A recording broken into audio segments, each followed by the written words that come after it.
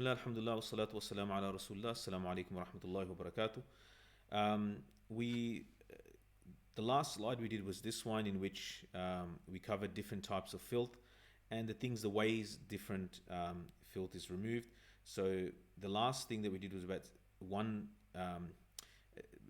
removal of najasa with washes and dirt, removing najasa just with water with no dirt, so sprinkling water on a baby boy's urine, filth on the ground just needs one wash, and everything else 7 washes.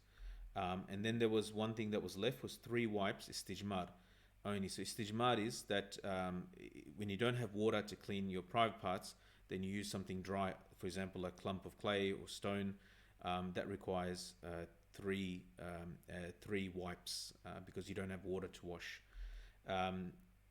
No intention is needed to remove the najasa. So you don't need niyyah you need niyyah for the removing the states, for example, to do wudu and ghusl and so forth, but you don't need intention to remove filth itself. The second condition for salat is the entering of the time. You can't pray before the time is entered. So the first salat that we'll go through is Isha. So when is the start of each salat time? When is the end of salat time? So the start of Isha time is when the red twilight disappears. So at dusk, after sunset, on the horizon there'll be light. It'll be red. When that red disappears, that's a time for Isha. You'll still have yellow afterwards. You'll still have white light afterwards. That doesn't count. It's the red part. When the red disappears, that's when Isha time enters. And then the time of Isha should be prayed 1/3, up to 1/3 at night. Now, if it's necessary, see this third column here, that it's till Fajr. That's only for necessity. Like maybe through travel, it's difficult to get the Isha time done on time. So you might delay it due to inconvenience of travel or something like that. But the time for Isha, there's a beginning and end time. So it's a red twilight disappearing, the red on the horizon, and the 1/3 of the third of the night is calculated from Maghrib time starting. So let's say Maghrib starts at 8. I'm just making up an example, and Fajr time starts at 5. So that's 9 hours. So the first 3 hours will be the Isha time, right? The Isha time entering the red twilight, and then after that 1/3, so it's be 3 hours after Maghrib.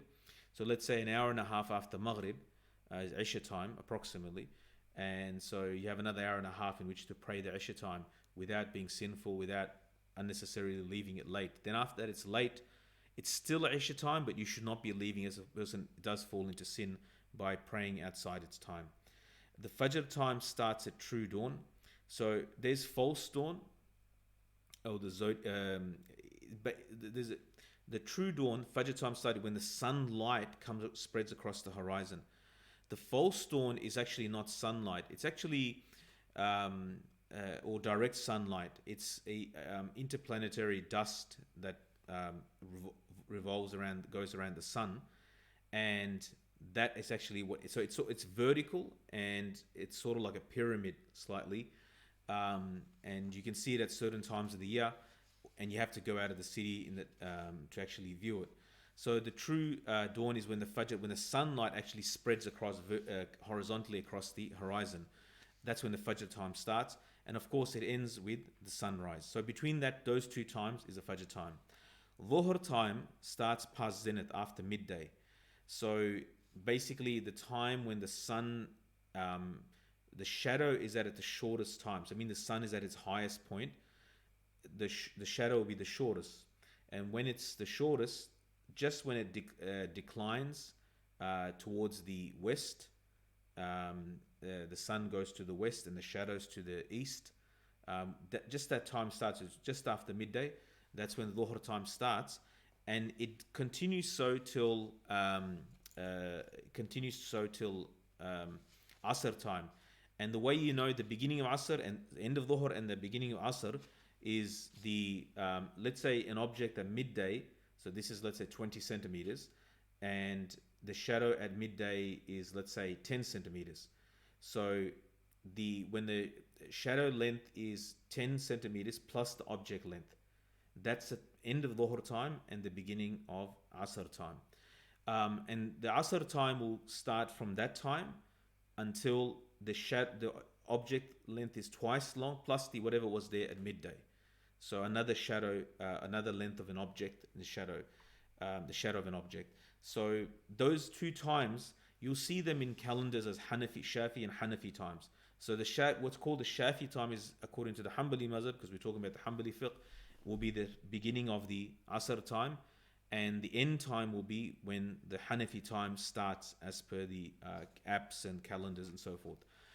Beyond that, like the Isha should not be left after third of the night. Also, the Asr should not be left beyond the double shadow length, or what's called the Hanafi time. And unless there's a necessity, let's say, for example, you're coming back from work and or something, you're traveling and there's an accident on the road and you're stuck in traffic and you can't pray a salat, and you know that by the time you get home or to your local masjid, it's going to be only 15-20 minutes before Maghrib. Now, you shouldn't be leaving at that time unnecessarily, but there's an emergency or you don't have wudu, you know you're going to make it to the mosque before that, or you're going to make it home before, let's say 20 minutes or half an hour before Maghrib, then you can pray that time, but you really should not be leaving it unnecessarily. It would be wrong to leave it till that time.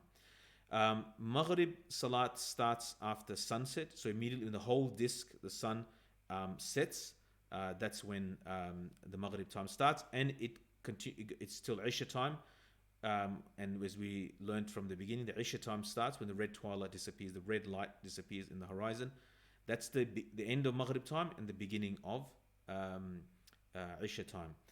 If someone has missed the Salat time, it is necessary, it's wajib, compulsory for a person to make up the missed prayers immediately in order. So if a person misses Zuhur, Asr, Maghrib, then they have to make up Zuhur, Asr, Maghrib in the order of Zuhur, Asr, Maghrib.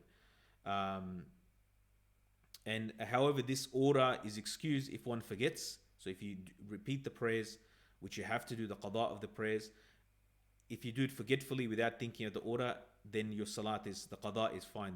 Making up those missed salat not in order is fine if it's done out of forgetfulness, or the time is about to end. Someone slept after Maghrib, he missed his Isha, he woke up at Fajr time, he's got 10 minutes to pray Fajr. What does he do now? What does he give priority to? Because he's got to pray his Isha as well. And remember, you have to do the order. So if he starts praying Maghrib, or he missed his Maghrib and Isha and then Fajr, he's going to miss the Fajr that's due now. So then the priority is given to what is due now, which is the Fajr, to do that, and then do the Maghrib and Isha, the ones that he missed the night before, to do it afterwards. Also, the above timings also dictate it's necessary or wajib to do the adhan, except of course for Fajr. Fajr can be done from in the middle of the night, the adhan Fajr, but the timings dictate also it being necessary wajib to do the adhan, which is a fard kifaya, or a communal obligation. Somebody in the community has to do it, else everybody falls into sin. The adhan, there are rulings related to the act of adhan, and there's also related to the muaddin himself, the one that the caller to pray. So what are the conditions for the soundness of the act of adhan? Firstly, intention. Without intention, there is no adhan. Somebody, for example, is maybe repairing the microphone and just testing, says Allahu Akbar, Allahu Akbar, Allahu Akbar, says this, and then it's time for adhan, and someone says, well, just complete it. This will not be a valid adhan. Continuity. So it has to be done without any long gaps. So a person can't just start the adhan, then have a break, or have a look at the phone, come after 5-10 minutes and continue where they left off. No, they have to do the adhan as a continuous single act. It has to be done in order as is known from the hadith of Rasulullah sallallahu alaihi wasallam, the order that is transmitted to us, that adhan, you cannot rearrange the words in your own order. In the well-known form.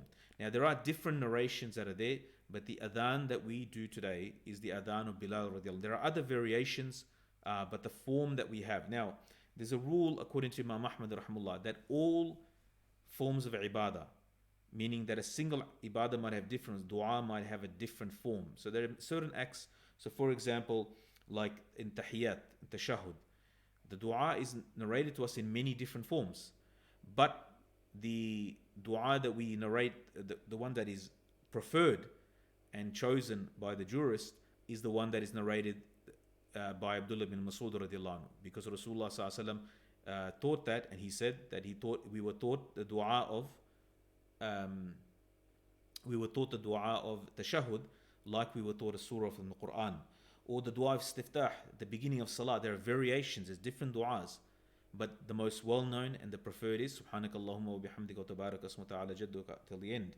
So similarly also adhan comes in different, there's Abu Mahzura's narration, but the one that is preferred is that which is attributed and narrated from Bilal radiallahu anhu, because he was the muadhin of Medina Munawwara in the Masjid Nabawi of the time of Rasulullah sallallahu alaihi wasallam. So in the well-known form, it has to be on time except for Fajr, which can be done after midnight, as mentioned previously. There are sunnahs related to the act of that: to stand on an elevated spot, to raise the voice, to turn during the hayya ala. The hayya ala or hayya alas, hayya ala means that, say hayya ala salah, hayya ala falah. So this is in Arabic. You have names given to these expressions. So hawqala is when somebody says la hawla wa la quwwata illa billah. Basmala is when you say Bismillah ar-Rahman ar-Rahim, etc. So when the hayya ala, to turn right when saying hayya ala salah, and to turn left when saying hayya ala falah. To place the fingers in the ears. So the adhan, when it's done, place the fingers, the index fingers are placed in the ears. To not mispronounce, that changes the meaning. Now for that, somebody has to actually know a basic level Arabic to understand what is being said. Else they might be changing the meaning. And we have this problem with muadhins here as well, where the muadhin don't check. They probably learn something from, haphazardly from here, from the community. Maybe they were a child, they learned adhan. But muadhins don't go today, unfortunately, they don't go and ask and check, is my adhan correct? Is the iqamah that I'm doing correct? No, they just do it. So, and sometimes there's big mistakes. So someone saying Allahu Akbar is incorrect, or Allahu Akbar elongates in the wrong places. So all of these things should be checked because they change the meaning. So one is wanting to do, everybody wants to do adhan. So many people want to do adhan and get the reward of adhan, but also it has to be done properly. So someone should learn and get the adhan checked. Go to an alim and check, is this procedure correct for adhan or not? Seldomly people bother to check whether the adhan is correct or not. Also the conditions for the muadhin. So sound of mind, a majnoon, someone who's mentally handicapped, adhan from them is not valid. Age of discernment, a child that has not reached the age of maturity, meaning just before they're baligh, before they reach the age of puberty, where they know what's right and wrong, what's clean and unclean, and so they can discern between good and bad and right and wrong. The adhan from such a child is invalid. Someone who's upright, this is a condition. Upright is adala, so meaning he's not a fasiq, he's not a sinful person. So this is very important because this is adhan, right? It's the best of the community. Someone who's practicing Muslim should be doing it. Someone who's known for his fisq, for his sins, and is corrupt in the matters of deen, and Islamically be labeled corrupt in for his sinfulness, the adhan is not valid from such. Not just that he can't do adhan, it's not even valid, it has to be repeated. And of course has to be male. Adhan from a female is invalid.